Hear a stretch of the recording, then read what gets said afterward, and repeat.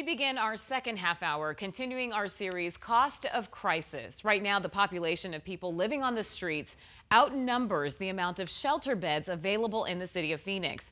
But there are people working around the clock to try and change that. Tonight, the I-Team's Erica Stapleton takes a tour of the Human Services campus to show us what it costs to serve thousands of folks each and every year while still not being able to meet everyone's needs. When it rains, we have a tent that's not exactly waterproof. It pours.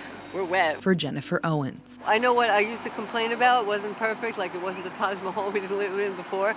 I'd eagerly, gladly go back to the lowest of apartments just to get off the street.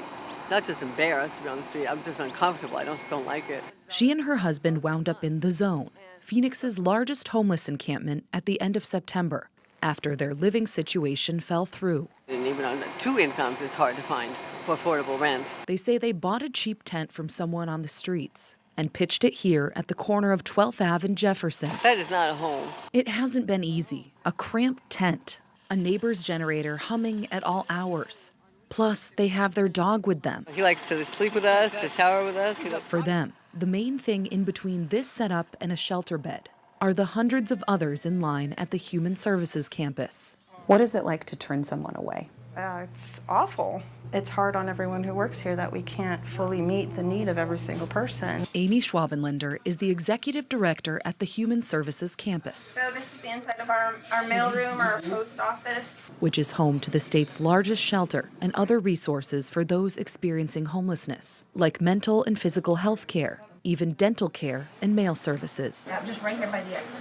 Okay? Jennifer's gone on site several times to get help, including a new ID and birth certificate. They'll even help you get housing, they'll help you get furniture, they'll help you do everything. Stand in a lot of lines, there's a lot you have to get used to that. The campus's Welcome Center is now open 24 hours a day to accommodate the rise in people experiencing homelessness. When we look at the number here served over the course of a year, and it's 12,000 unduplicated people. And right now, the shelters on site are regularly at capacity, housing about 900 people each night, while more people set up tents outside. 250, 300 last August to almost 900 this August.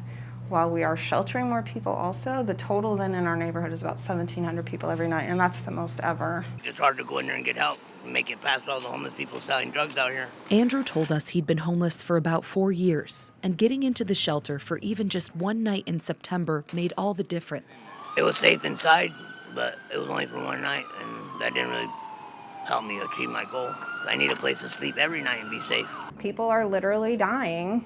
They're dying more in the heat because it's hot outside. They've been unhoused, and it's not healthy to not have a home. The fierce urgency of now for me and my team is that when we don't do what we can, it literally affects people's lives. The campus trying to keep up with the need, turning day rooms to shelter space by night, mats stacked against the wall until people can sleep on them.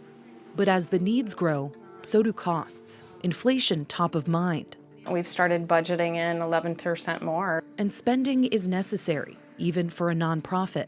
We have to pay people to do these jobs. I think sometimes folks might think we can have more volunteers running these programs, and it's really not a lot of roles that people want to do for free. In 2021, the Human Services campus reported $8.6 million in expenses, which is almost double expenditures reported 2 years ago, with the highest budgets being employees and security services. Some of their funding comes from private donations, while other sources include partner facility fees or government contracts, including the City of Phoenix. And since the pandemic, the Human Services campus got a big boost from the city, including more than $5 million in COVID relief funding. That money is going to run out, though. We're all facing a financial cliff.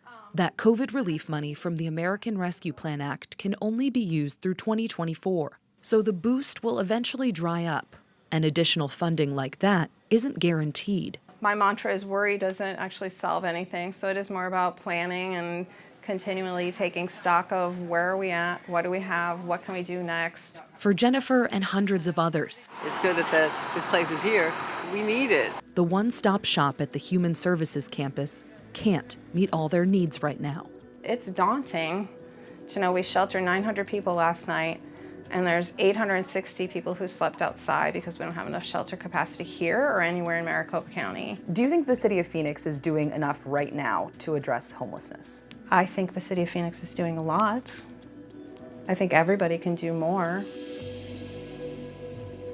So, Erica, what is the pressure like to use these COVID relief funds? Well, first, the biggest pressure is from the community. A lot of people are saying, where is all this money going? There were $100 million nearly for the city of Phoenix.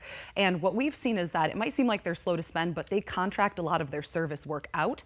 So they're trying to find people to provide these services, and then they're usually getting contracts for maybe 2 years before that money runs out in 2024. So the money is meant to last over the next couple of years. So that's where some of that discrepancy comes in. But obviously, there's a huge need right now. Yeah. She mentioned the fact 900 folks were able to get in that shelter, but 800 more are just waiting to get out. So if you're someone who is on the outside looking in, what does it take for you to actually get into housing through the campus? Well, that number is always fluctuating, and it would take someone in the campus to maybe not be needing those services anymore to either get into housing or get into a different situation where they're not in a shelter bed. And we actually want to share an experience of one woman who went through that process. That will be tomorrow night as we continue Cost of Crisis. So I know, Karibe, you asked yesterday, where is the hope in this? Where's the hope in this? The Human Yeah. Services Campus, as of their numbers last year, they said they were able, through their navigation services, to provide housing or connect people with housing, 400 people. So we don't have the numbers yet this year, but obviously, again, the need is greater, and there's still a need for even more shelter beds before people are connected, hopefully, with that housing. All right, well, looking forward to hearing that story. Yeah. Excellent reporting, Erica. Yeah, Thank you very much. You.